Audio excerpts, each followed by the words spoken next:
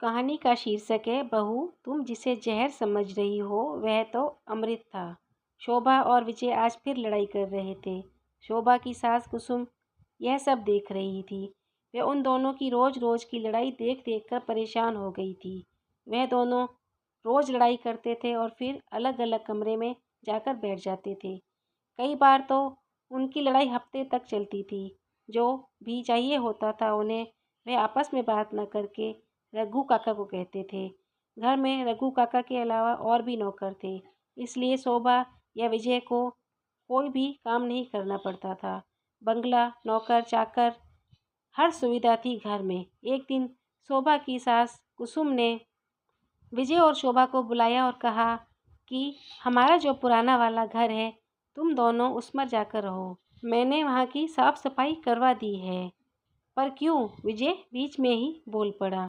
कुसुम ने कहा कि मैं बस अकेले रहना चाहती हूँ, तुम अलग रहो। लेकिन क्यों? शोभा ने भी पूछा, हमसे क्या गलती हुई है?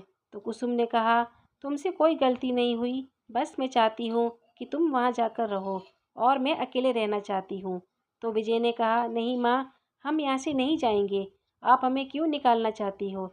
ये हमारा भी घर है। तो कुसुम ने कहा कि यह तुम्हारा घर नहीं, मेरा घर है। यह घर मेरे नाम पर है और मैं जब चाहूँ निकाल सकती हूँ। फिर क्या? विजय और शोभा को घर छोड़कर जाना ही पड़ा। देखा, तुम्हारी माँ ने हमें घर से निकाल दिया। तुम तो अपनी माँ की तारीफ करते नहीं थकते। कैसी माँ है तुम्हारी? अपने इकलौते बेटे को कौन घर से निकालता है? शोभा बुड़बुड़ाते हुए घर में सामान सेट करती जा रही थी। छोटा सा घर था, 2 कमरे वाला। बहुत परेशानी हो रही थी उनको। विजय चुपचाप सुन रहा था। उसे समझ नहीं आ रहा था कि वे क्या बोले, क्योंकि वह खुद भी अपनी माँ से बहुत नाराज था। उन दोनों को अब करीब 2 महीने हो चुके थे इस घर में। अब विजय काम पर जाने लगा था और शोभा भी अपनी गृहस्थी अच्छे से संभालने लगी थी। जबकि वहाँ पर ना तो विजय कोई काम करता था और ना ही शोभा कोई काम करती थी। अब दोनों में झगड़े कम हो गए थे, क्योंकि सब काम उन दोनों को ही करना पड़ता था और घर भी बहुत छोटा था। इसलिए चाहे कितना भी झगड़ा हो जाए, वहाँ एक दूसरे को देखना ही पड़ता था।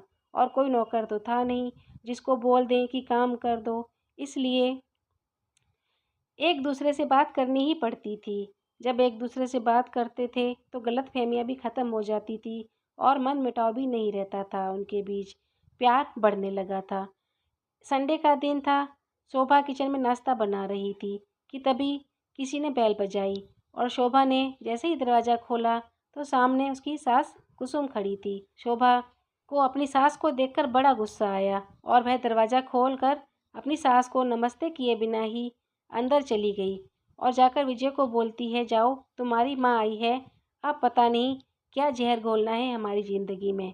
कुसुम ने सारी बात सुन ली थी और जैसे ही विजय और शोभा बाहर आए तो कुसुम बोली, बेटा तुम अंदर जो बोल रही थी वह मैंने सब सुना है और मैं तुम्हें बताना चाहती हूँ कि मैंने तुम्हारी ज़िंदगी में कोई जहर नहीं घोला। जिसे तुम जहर समझ रही हो वह तो अमृत था। शोभा और विजय के चेहरे पर गुस्सा साफ दिखाई दे रहा था। दोनों ने कुसुम से सीधे मुंह बात नहीं की और न ही पानी का पूछा। कुसुम ने बैठते हुए कहा, बेटा पानी तो दुश्मन को भी पूछते हैं। फिर शोभा जाकर पानी ले आई और कुसुम ने पानी पीकर कहा, तुम बैठो, मुझे तुमसे कुछ बात करनी है। जो मैंने यह सब किया है तुम्हारी भलाई के लिए किया था, क्योंकि मैं तुम्हारी रोज़ की लड़ाई देख देख कर तंग आ चुकी थी। मुझे डर था कि कहीं तुम्हारी लड़ाई तलाक का रूप ना ले ले, इसलिए मैंने यह फैसला किया कि तुम यहाँ आकर रहो। मैंने तुम्हें यहाँ इसलिए भेजा कि यह एक छोटा सा घर है और इसमें तुम चाहकर भी दूरियां नहीं बना सकते। वहाँ तुम दोनों को अपनी किसी भी जिम्मेदारी का एहसास नहीं था। कभी कभी छोटे घर भी हमारे लिए फ़ायदा दे जाते हैं, इसलिए मैंने तुम्हें यहाँ भेजा। और मैं रोज़ बाहर आकर तुम्हारी आवाज़ें सुनती थी जब तुम दोनों प्यार से बात करते थे बिना झगड़ा किए। मुझे बहुत अच्छा लगता था। मैं चाहती हूँ कि तुम दोनों हमेशा ऐसे ही हंसते खेलते रहो। मैं तुम्हारी माँ हूँ, कोई दुश्मन नहीं। इसलिए मैंने यह कड़ा फैसला लिया था कि तुम्हारी ज़िंदगी की जो कड़वाहट है वह मिट जाए। और विजय को अब माँ की बात समझ आई कि वह हमारे बड़े हैं और हमारे बड़े हमारे लिए जो करते हैं वह हमेशा हमारे लिए अच्छा होता है। और उन्होंने माँ से माफ़ी मांगी।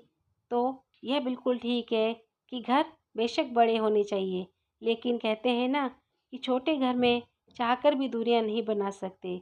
इसलिए घर चाहे छोटा हो या बड़ा, वहाँ प्यार होना बहुत ज़रूरी है। जहाँ प्यार और बड़ों की इज्जत होती है, वहाँ लक्ष्मी जी भी निवास करती हैं। तो कहानी कैसे कमेंट करके ज़रूर बताएं और एक लाइक और सब्सक्राइब तो बनता है। धन्यवाद।